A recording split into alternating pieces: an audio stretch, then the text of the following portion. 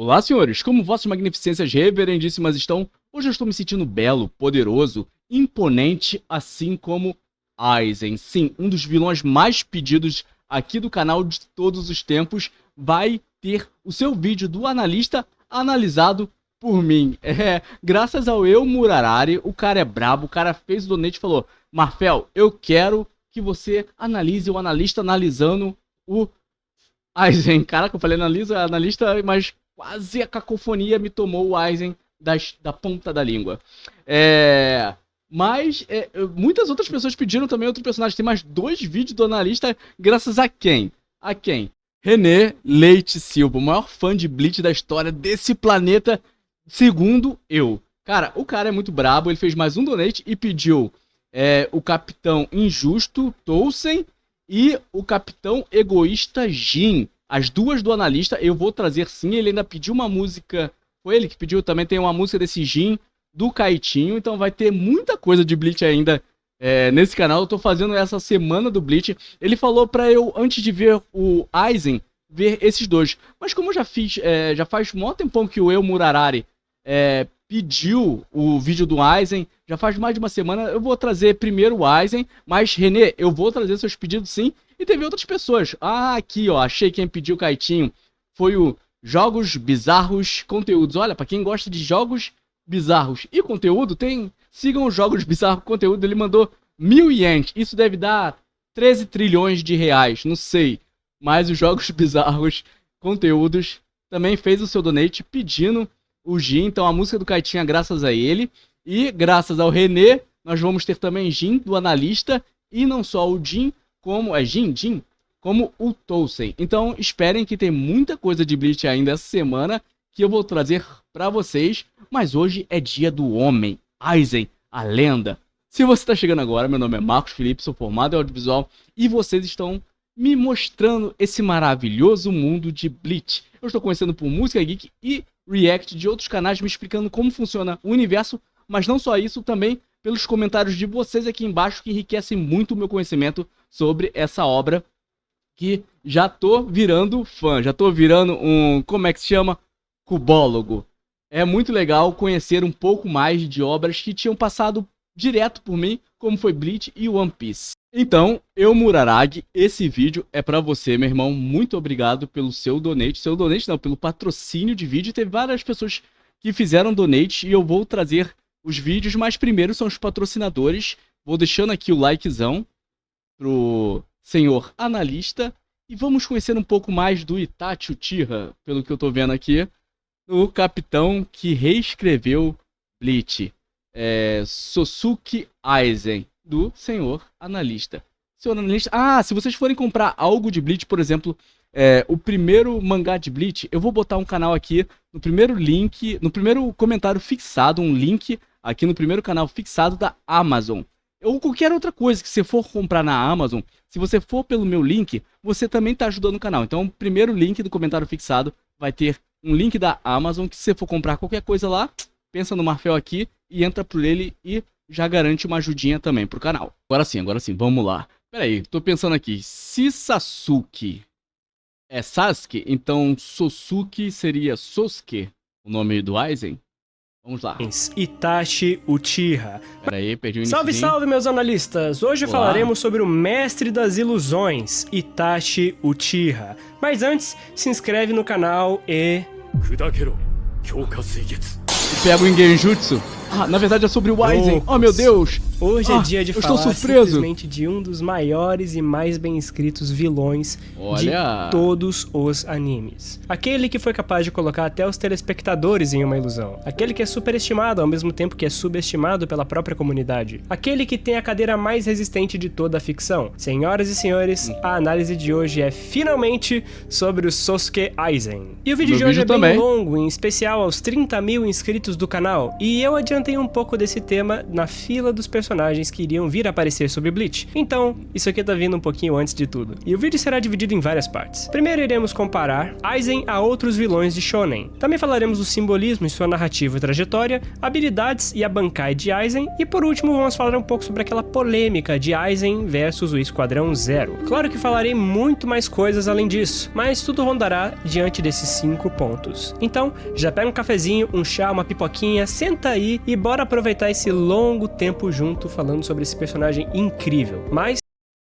Então, irmão, senta aí, vamos bater um bom papo sobre Bleach. Aí, vamos sentar e conversar, que é a melhor coisa que nós podemos fazer na internet.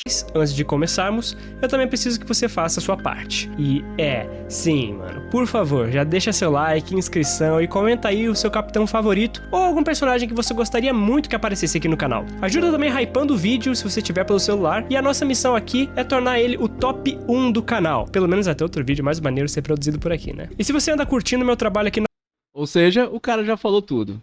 Curte, comenta aqui no canal também, para eu poder trazer mais obras do analista e mais obra do Cubo. Na plataforma, aproveita para dar uma olhadinha na aba de membros. Te garanto que é mais barato que muito lanche por aí, Kusal. E você ainda tem direito a vídeos antecipados, além, é claro, de me dar uma grande ajuda. Por fim, se você curte a parte de escrita, literatura e novels, eu tenho meu livro que está aqui na descrição. Se você quiser analisar o analista, fique à vontade. Olha só, Maia. Leiam o livro do analista e peçam aqui também, vai que dá uma boa também. Parabéns, meu amigo, parabéns por ter lançado um livro. Dito isso, bora pro vídeo. Vilões Shonen. Para começar, vamos falar sobre todo o esquema das coisas que temos hoje em dia. Vilões na ficção vêm cada vez mais tendo seu lado na história. Sempre somos apresentados tanto o lado do herói quanto o lado do vilão. Como, por exemplo, o Madara Uchiha em Naruto, onde vemos que ele tinha um grande plano, que, cá entre nós, não era dos melhores não, porque dependia de um monte de coisinha. E que ele tinha motivos claros e totalmente interligados com seu passado, o que faz suas ações terem significado. Por outro lado, nem sempre temos a explicação dos motivos do vilão diretamente explicados em seu passado. Esse é o caso do Aizen, por exemplo. Sabemos que o Cubo tem uma licença poética quando se trata de alguns conceitos. Em diversos momentos, ele prefere deixar as informações mais abertas e passivas de interpretação, do que dar uma resposta mais concreta e que, bom, geralmente a que a gente gostaria de ouvir. E muitas vezes isso pode acabar sendo bem ok, mas também tem momentos em que isso é um problema, como foi na luta com o Yami. O caso de deixar o passado de Aizen em aberto, pelo menos eu achei bem razoável, porque uma coisa que eu sempre vejo é a galera reclamando, de não saberem do passado do vilão e assim não entenderem os seus motivos. Eu já ouvi até gente dizendo que o Aizen é mau porque sim, como se não tivesse nada de errado na sua society. Mas todo esse raciocínio é bem errado ao meu ver. Primeiramente, a execução dos motivos de Aizen ser um vilão estão sim presentes na obra, mas a escrita disso é bem mais sutil do que exposta. Eu acho que o mangá perde muito na questão sutileza em geral. Porque e também isso não tem problema nenhum, dependendo do que você quer consumir. No audiovisual em si, você não explica com palavras, normalmente você explica com imagens. É visto muito mais belo, muito mais artístico um filme, que você não precisa botar um personagem ou botar um narrador explicando tudo o que aquele personagem está fazendo. Mas a gente sabe que os animes e os mangás fazem muito isso. Eu lembro do narrador do Hunter x Hunter frequentemente explicando os sentimentos dos personagens. Algumas vezes eu achava até poético, outras vezes me incomodava. Porque, assim, a diferença da obra audiovisual para obra escrita, principalmente literatura, é que você não pode... No audiovisual, a narrativa, poesia na narrativa, você é mais sinérgica. Você sente, você vê, você escuta. No livro, a poesia é escrita ali, então tem um universo de poesia que você pode fazer em meio à narrativa, e isso enriquece o livro, mas no audiovisual é diferente. Muitos autores sentem falta dessa descrição mais forte para poder filosofar, fazer poesia, mas outras vezes fica muito cansativo o cara tendo que explicar tudo. O público de shonen comum está acostumado com grandes flashbacks, com explicações detalhadas do porquê o vilão se corrompeu e tudo mais. Mas meio que isso tudo já tá na história, sabe? E esse é um dos grandes casos em que eu não senti a necessidade de infodump acerca do passado triste do vilão, pois já está tudo em sua luta final contra ele. Mas também, assim, pro shonen, isso é bem aceitável porque a gente esquece que o shonen é feito pra uma garotada ali a partir de 12 anos. Então é um moleque jovem e ele não tem tanta sensibilidade artística pra pegar subtexto, pra pegar entrelinhas de quando a gente já tá mais velho. Pra Ichigo, e também na conclusão em que ele chega após ter sido selado. Mas essa parte a gente vai deixar um pouco mais pra frente do vídeo, beleza? De todo modo, eu já falei aqui no canal isso mais de uma vez, mas eu acredito que um problema de Bleach é que ele sempre tenta se adaptar ao modelo shonen. Não é um grande problema, ao meu ver. Se seu ritmo fosse algo mais similar ao que Araki faz em Jojo, eu acho que sua divisória de arcos e também lançamento de capítulos poderia ser muito mais sutil e aprofundada, e o autor talvez não precisasse passar por tantos picos ruchados em sua publicação. Tá, e aonde eu quero chegar com tudo isso? Bleach tem um tom diferente dos outros animes. Tu viu que na foto dele tinha um I Love Analista, eu coração analista. Eu diria que, se comparar ele com One Piece e Naruto, Bleach venceria em algumas instâncias, dentre elas a questão de todo o planejamento, e nisso podemos ver que o Aizen está muito bem inserido. Todas as partes que envolviam a presença de Aizen, principalmente nos primeiros arcos da história, têm boas explicações para serem do jeito que são, e podemos ver que o Kubo sempre teve bastante controle sobre isso. Ele conseguiu fazer com que diversas explicações envolvendo muitos eventos tivessem um ponto de convergência em sua origem, que é o plano Master Blaster do Aizen, e eu diria que isso é bem interessante e bem executado. Por exemplo, se você tinha alguma descrença de que o Ichigo fosse solar o Byakuya no começo da obra, ela é facilmente quebrada pelo fato disso ser parte do plano do Aizen. Sim, ele planejou que ele fosse derrotar o Byakuya. Tava tudo dentro do plano e tava tudo esperado. Eram vários e vários testes para ver até onde o Ichigo iria. E não tem como dizer que isso é algo como um retcon, pois vemos que tem muitas coisas amarradas a isso. Não dá para improvisar e tirar isso do nada, sabe? E não, todos os eventos estão interligados, desde o flashback de Everything But The Rain até a luta do Ichigo contra o Kyoha ou a origem do poder Quincy em Ichigo. Tudo isso tem pistas nítidas na história. Vemos até mesmo na novel Spirits Are Forever With You que Aizen pensou até nos detalhes de separar Zaraki, Byakuya de Yamamoto, e por isso ele pegou Orihime para que o Ichigo a seguisse, ao mesmo tempo que o Ichigo atrairia tanto Zaraki quanto a Rukia, e nesse caso também atrairia o Byakuya. Sendo falou um monte de coisas. assim uma ótima estratégia para retirar esses capitães, ao mesmo tempo que lida com o Yamamoto. E essa... falou um monte de fatos que eu tô perdido aqui, mas deu pra entender que é um super plano que tá bem costuradinho na obra, porque tem uma máxima de roteiro que é o problema de botar um personagem super inteligente dentro do seu roteiro é porque o roteirista precisa também ser super inteligente.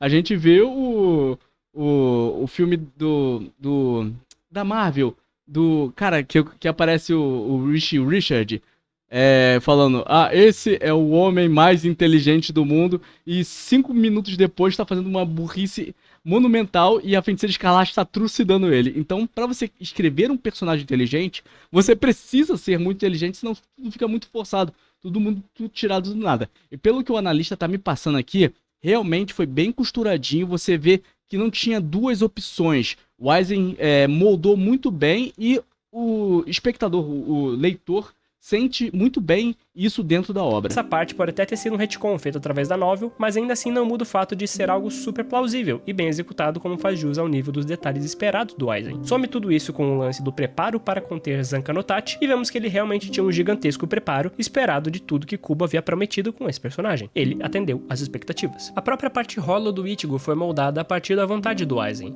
dando assim muita credibilidade ao personagem de ser um cientista com uma ampla visão acerca do potencial do protagonista. E eu tô louco pra falar mais sobre os paralelos entre Aizen e Ichigo, mas só pra finalizar meu ponto, Aizen precisa ter um passado revelado pra ser compreendido? Cara, eu diria que não, porque vemos que o conceito do Aizen engloba os de muitos de seus espadas ao longo da obra. Eu diria até que no final da Guerra Sangrenta de 1000 Anos, ele conseguiu contemplar todos os aspectos da morte de cada espada, e isso facilita muito a sua compreensão, assim, fazendo a necessidade de um flashback descartável. Por exemplo, nós temos aí que Aizen tem a ira do Yami por querer ser um vitorioso, a ganância do Aronieiro em acumular poder a todo custo, a loucura do Zael Aporo em seus experimentos com Hogyoku, Horrificação, White, etc., o êxtase do Zomari em se confundir com um deus, a destruição do Grimmjow em poder derrotar seres acima de si para permanecer no topo, como o próprio Soul King, o desespero autodestrutivo de Noitra em cultivar algum oponente forte o suficiente para o derrotar, o vazio de Ulquiorra em permanecer confinado e isolado de tudo e todos, o sacrifício de Haribel em servir como alvo para que o Ichigo derrotasse Yurrabarra, a senescência de Baragan em ser imortal e vencer o próprio tempo com a existência eterna, e por último, a solidão do Stark em não ter mais ninguém para estar ao seu lado. Esse último especial sendo fundamental para nós entendermos o personagem, já que Ichigo compreendeu a verdadeira essência solitária de Aizen em sua batalha com o mesmo. Ele nasceu com poderes excepcionais. Tá, aqui já vai entrar em um outro aspecto, mas eu quero separar esse aspecto aqui, porque o Aizen me lembra muito a Pandora. Me parece que o Aizen abriu a caixa de Pandora e soltou essas maldições na Terra. E cada uma, né, faz parte de todo o conceito do personagem. Ele me parece muito que abriu a caixa de Pandora e soltou os terrores para dentro da humanidade. E me lembra um dos monstros, né, um dos demônios, um dos terrores da caixa de Pandora era o Dolo, que é a enganação. E a versão fêmea dele, que eu esqueci o nome, eles eram filhos da Nyx. E o Dolo é a enganação, que é o puro Aizen. Então, me dá uma ideia, assim, de caixa de Pandora. E sempre esteve procurando alguém que pudesse ver as coisas com a sua perspectiva. Ele supriu sua solidão da maneira oposta ao Stark. Enquanto o Lobo Solitário era uma anomalia e queria se encaixar, Aizen procurou avançar ainda mais a fundo por poder. Ele abraçou a solidão. Stark se dividiu, enquanto Aizen continuou avançando cada vez mais em seu ego. Aizen englobou todos os aspectos da morte de seus subordinados. E, se formos olhar por um lado meio simbólico da coisa, vemos que o Aizen é o mais humano dentre todos esses personagens. Sua evolução é baseada no sentimento primordial do medo, ou, se você quiser relacionar ainda mais ao Noitra, o desespero. Isso é diretamente refletido no próprio Hogyoku, que atende aos desejos mais profundos da alma de um indivíduo. E, sempre que Aizen se via encurralado, ele evoluía para uma forma ainda mais poderosa, assim como a humanidade, que permanece sempre em constante evolução perante os males do mundo. Aizen desejava suprir todas as necessidades e abraçar sua solidão como um todo, sempre desprezando a Soul Society e querendo se desagarrar de sua essência como Shinigami. Esse, inclusive, é um dos motivos dele não ter usado sua Kyoka Suigetsu contra Gin ou Ichigo, pois, desde o momento em que ele ascendeu ao Hogyoku, ele desejava não depender mais de tais amarras com aquilo que ele sempre desprezou. No caso, os Shinigamis, a natureza deles. E Cara, essa parada da Soul Society me lembra, mais uma vez, o Jujutsu, que é aquele coroinha, aquela sociedade arcaica, conservadora, que é desprezível, que tenta manter aquele sistema conservador. E é isso que me dá muita ideia, porque tem muitos personagens protagonistas que lutam contra isso. Claro que isso vai mudando com o tempo. Já vemos que após ele ter recebido o ataque do Mugetsu, sua vontade fraquejou e ele desejou brevemente que tudo voltasse a ser como antes. Quase como se ele tivesse se arrependido de todo o caminho que percorreu. Aquele humano que estava à sua frente o frustrou de uma maneira tão violenta que toda aquela solidão parecia não valer mais a pena. Assim, ele foi derrotado por Urahara e selado. E após muito tempo de confinamento, sua mentalidade também evoluiu. É claro que ele não ajudou os Shinigamis contra Yhwach de graça, mas no final do arco da guerra, podemos ver que ele compreendeu a essência de Yhwach. Ele cita que o mundo em que Yhwach queria criar seria de fato isento de medo, mas sem o medo não existiria também a esperança. E eles poderiam sim seguir vivendo apenas por viver, mas que para Aizen isso seria completamente diferente de uma jornada com o propósito de superar seus medos e fraquezas. E no final ele compreende o valor da coragem. Ele compreende que superar o medo é importante, que ele deve evoluir acima do próprio motivador dele. E cara, agora isso me lembrou Sandman, quando Lúcifer tá na batalha. No mangá não é Lúcifer, no mangá, no quadrinho não é Lúcifer, mas enfim, na série ficou legal, que Sandman diz naquela batalha, eu sou a esperança. E o que seriam os demônios sem a esperança? Aqui é o contrário, o que seria a gente sem o medo, pra evoluir, pra ter algo pra correr atrás?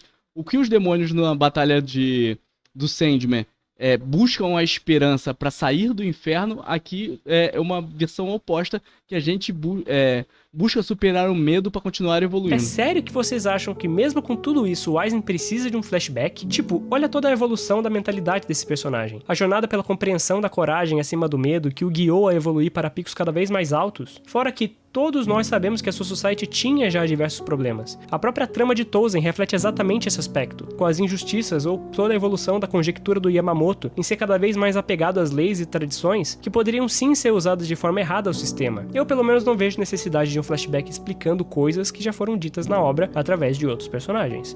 Sutileza. Isso se chama sutileza na escrita.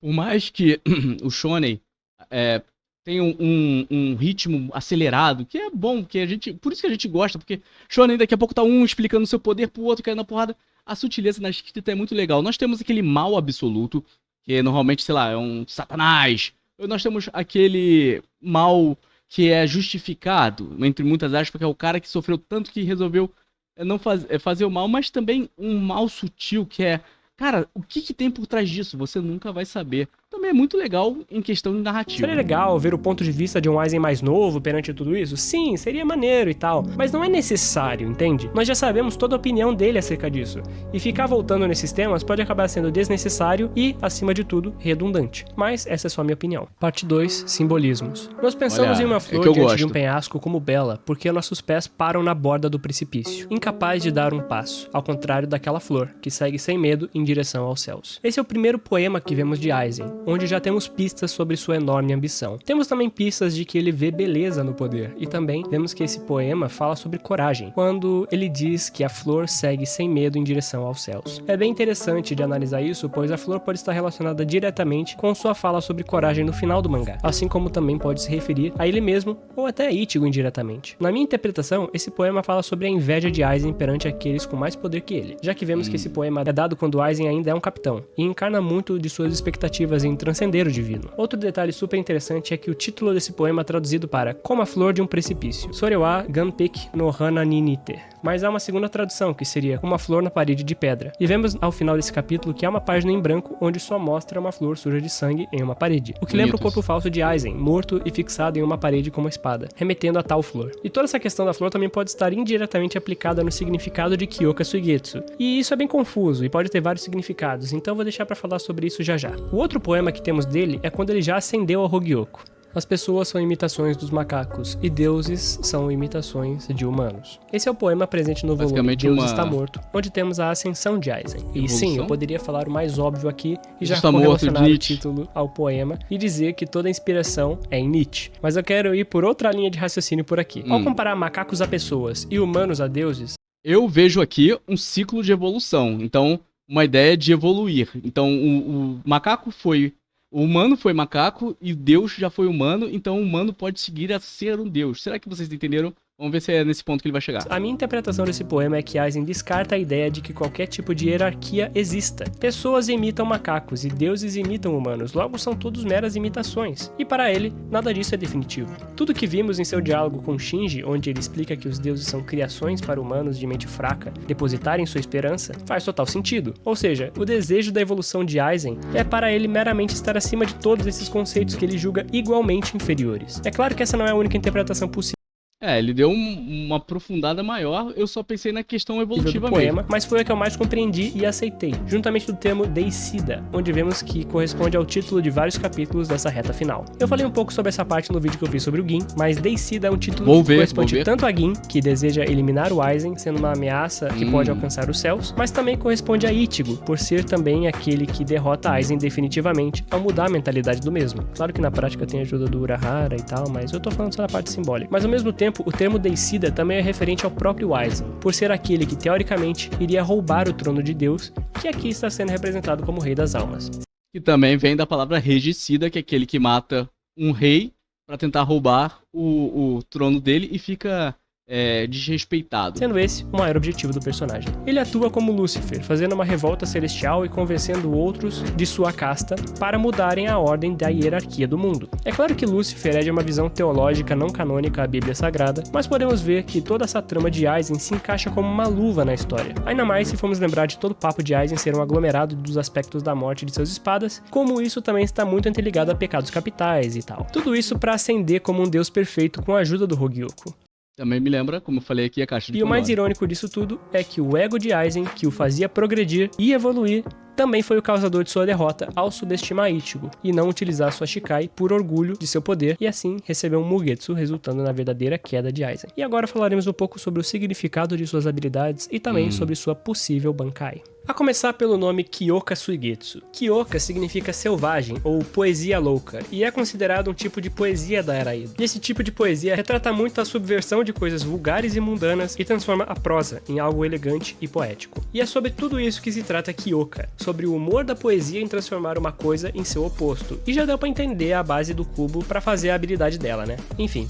A segunda palavra é Suigetsu. Sui remetendo à água e Getsu remetendo à lua. Assim, Suigetsu se refere a um termo poético em que a lua se reflete na água, ou seja, é um reflexo falso de algo. E podemos relacionar isso também à questão ilusória da Shikai de Aizen. E você se lembra que eu falei que também tinha a ver com flor? Então, exatamente. Kyoka Suigetsu também tem uma relação com a questão da flor. Pode-se ver a flor uma coisa linda dentro de um espelho, mas não pode tocar ela. Ela está além do seu alcance. Da mesma forma que pode-se ver o reflexo da lua na superfície da água, mas no momento em que se estende o braço para alcançar a água, as ondulações difundem esse reflexo. Em qualquer caso, mesmo que sua mão toque a superfície da água, o que eles estão tocando não é a lua em si, mas apenas seu reflexo.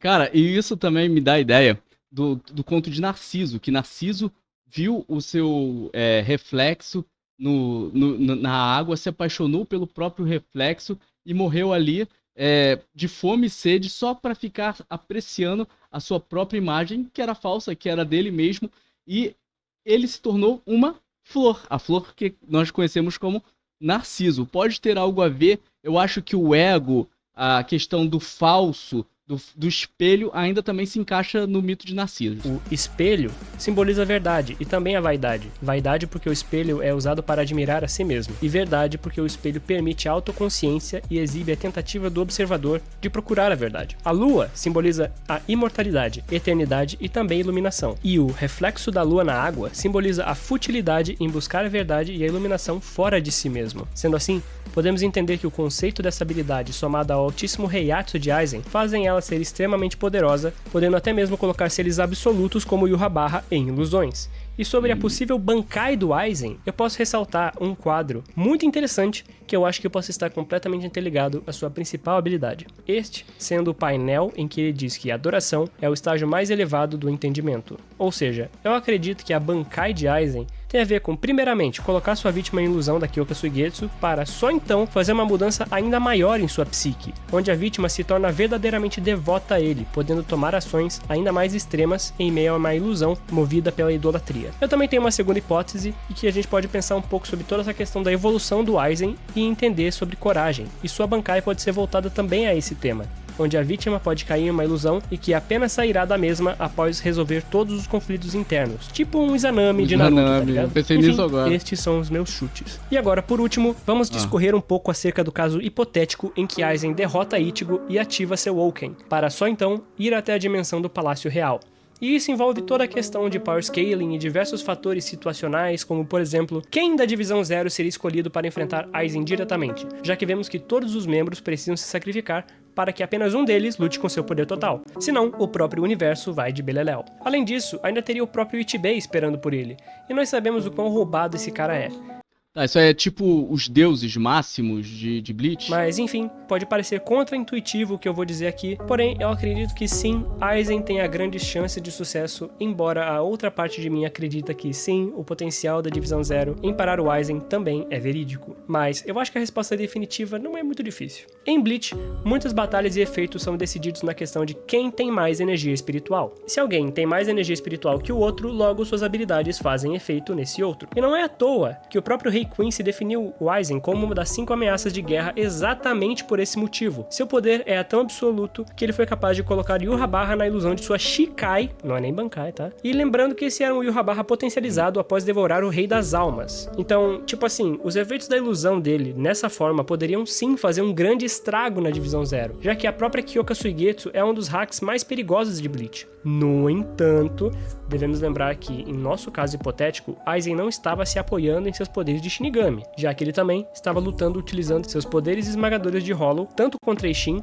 quanto Urahara, quanto Gin, quanto Ichigo. Ou seja, ele provavelmente também não utilizaria nada disso em uma luta contra Ichibei ou a Divisão Zero. Ele só usaria seus poderes de Hollow, ele não usaria a sua Shikai, o que poderia ser fatal e desencadear uma possível derrota seguida de um selamento por parte do Ichibei. Agora, se o Aizen estivesse utilizando tanto seus poderes de Shinigami quanto suas partes de Hollow juntamente do Hogyoku, aí sim eu não vejo chances para a Divisão Zero, pois como nós vimos no caso de Yhwach, ele foi capaz de superar Ichibei com o Hacks do All Might, que tecnicamente certamente teria menos energia espiritual envolvida do que a Kyoka Suigetsu. E é claro que eu tô me referindo à forma final do Aizen pós-selamento. Ou seja, é bem possível que essa última forma que a gente vê do Aizen no mangá tenha os requisitos necessários para vencer a Divisão Zero, enquanto a Rolificada não teria exatamente. Isso porque ela não usaria um Hacks à altura para conseguir ludibriar todos eles, e só teria poder bruto. E nós sabemos que o poder bruto da Divisão Zero é absurdo, então é basicamente esse o meu veredito. Eu acho que deu pra entender, né? Fechou? Se o Aizen usar o Kyoka Suigetsu, ele tem chance. Se não, eu acho que não daria não. É basicamente esse o resumo. Um último adendo é que só pelo fato de termos essa dúvida se Aizen era ou não superior à Divisão Zero, podemos ver o quão importante foi o papel de Ichigo ao pará-lo. Só de imaginar tudo que poderia vir a seguir disso é o suficiente para entender o peso enorme da ação de Ichigo ao sacrificar o seu poder em nome desse objetivo. É um ótimo jeito de analisarmos o quão ameaçadora era a natureza de Aizen e também o quão importante foi a mentalidade de Cavaleiro Branco de Ichigo para a realidade como um todo. Mas, bom, quanto ao Aizen, eu acho que é isso! Caraca, galera. Calma que tem mais, tá? Mas o que deu pra me entender em todo esse bololô que eu ouvi agora foi que o Bleach ainda tem muita história pra contar. Me parece que... E é uma coisa que muito difícil de fazer, que o Kubo fez, foi deixar em história aberta. Você não tem a Bankai do Aizen, você não tem o passado do Aizen, bem que aqui o analista deu pontos bem legais, porque não precisar, mas se o Kubo quiser explorar, ele explora e vai vender mangá. Tem essa divisão zero aí que parece ter um poder absurdo, que os personagens, em questão de Power Scaler, nem chegou perto ainda, só esse Aizen, essa versão hipotética que o analista trouxe aqui. Então, o Kubo deixou muita coisa em aberto pra continuar a história. É engraçado, eu me lembro da Bankai do Kenpachi, do Zaraki Kenpachi, que, pelo visto, o cara lutou, venceu uma porrada de oponente e a Bankai dele só foi aparecer lá no final. O Kubo segura bastante a história, é muito bom ver isso, porque hoje em dia a ideia é soltar tudo. Bota mais poderoso, mas não. Deu pra ver que ele guardou ainda muitas coisas, tem um universo ainda pra explorar aí nessa obra de Bleach. Não sei, já foi fechada a mesma obra e ponto final? Senhores, eu queria muito que esse vídeo tivesse 30 minutos, mas eu acho que não vai dar. Sinceramente, que vídeo difícil de fazer, cara. Nossa! Mas ficou ótimo, meu amigo. Me fez admirar ainda mais o universo de Bleach. Mas, cara, sério, falando sério, foi ótimo. O Aizen, pra mim, é o melhor vilão do Big Three. É óbvio que tem vilões de animes melhores do que o Aizen, se você for colocar em outros patamares de anime, sem ser o clássico shonenzão, o clássico battle shonen, o clássico para adolescentes.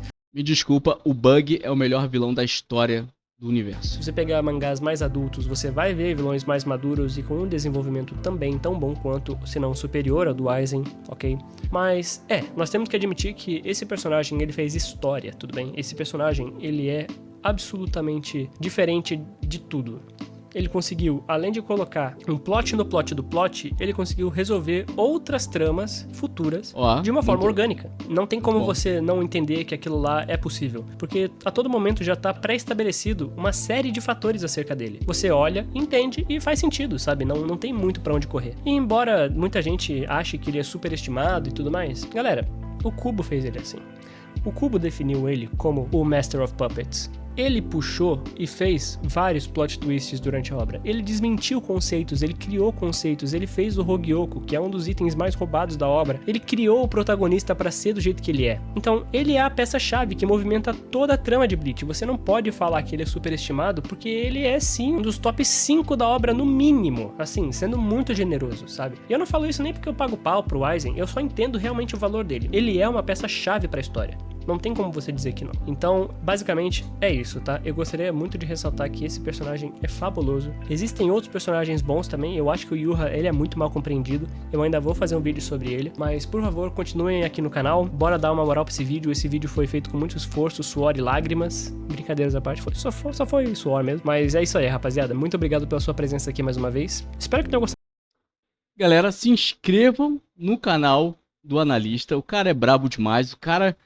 inspira vocês e vocês me inspiram, então nós estamos em um ciclo aqui para vocês se inscreverem também. Se inscrevam no meu canal e esse é o momento que eu sinto que, cara, como eu queria ter visto essa obra sem saber nada. Não tô falando dos reacts aqui, que tá sendo maravilhoso conhecer por react, mas assim, sem saber o que é Aizen, sem saber o conceito de Aizen, eu já sabia que Aizen era o vilão, que Isso eu já tinha algumas coisinhas de Bleach que pipocou durante esses anos.